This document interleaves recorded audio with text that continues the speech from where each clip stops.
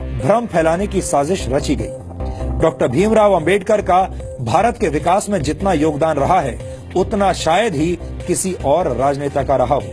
एक अर्थशास्त्री, समाजशास्त्री, शिक्षाविद और कानून के जानकार के तौर पर अंबेडकर ने आधुनिक भारत की नींव रखी थी और देश उनके इस योगदान को लेकर आज भी जागरूक नहीं है। आपको बता दें कि डॉक्टर अंबेडकर संविधान की प्रारूप समिति के अध्यक्ष थे।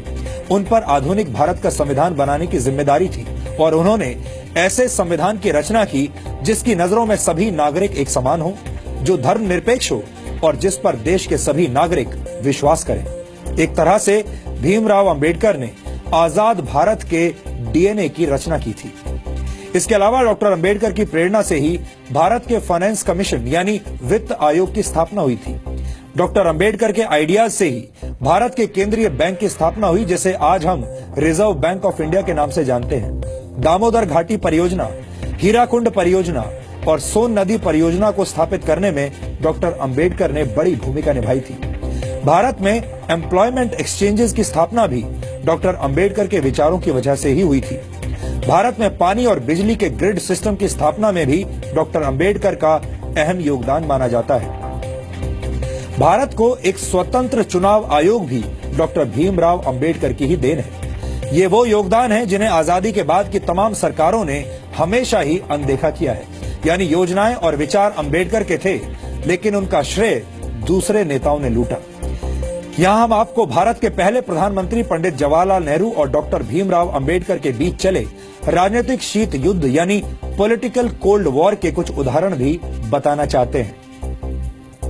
डॉक्टर अंबेडकर जवाहरलाल नेहरू की सरकार में प्लानिंग का मंत्रालय चाहते थे, लेकिन नेहरू ने अंबेडकर को सिर्फ कानून मंत्रालय दिया, प्लानिंग मंत्रालय नहीं दिया। डॉक्टर अंबेडकर विदेश और रक्षा मामलों की समितियों में सदस्यता चाहते थे, लेकिन नेहरू सरकार ने डॉक्टर अंबेडकर को ऐसी किसी भी समिति का सदस्य नहीं बनाया। डॉक्टर अंबेडकर नेहरू सरकार की विदेश नीति से असहमत थे।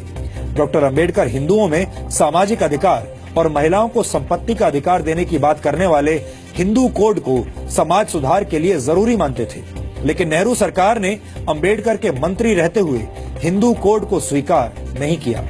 यहाँ तक कि डॉक्टर अंबेडकर को भारत रत्न सम्मान देने के लिए भी कोई पहल नहीं की गई।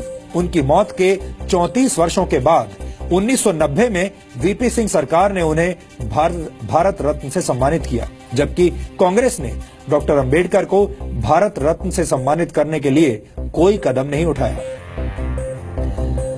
अब आप समझ गए होंगे कि बाबा साहेब डॉक्टर भीमराव अंबेडकर से जुड़ी तमाम सच्चाइयों को हमसे और आपसे कैसे दूर रखा गया है।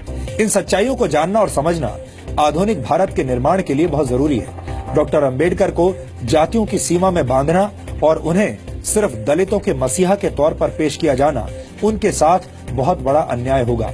इसीलिए आज हम डॉक्टर अंबेडकर के मूल विचारों को आपके लिए डिकोड कर रहे हैं।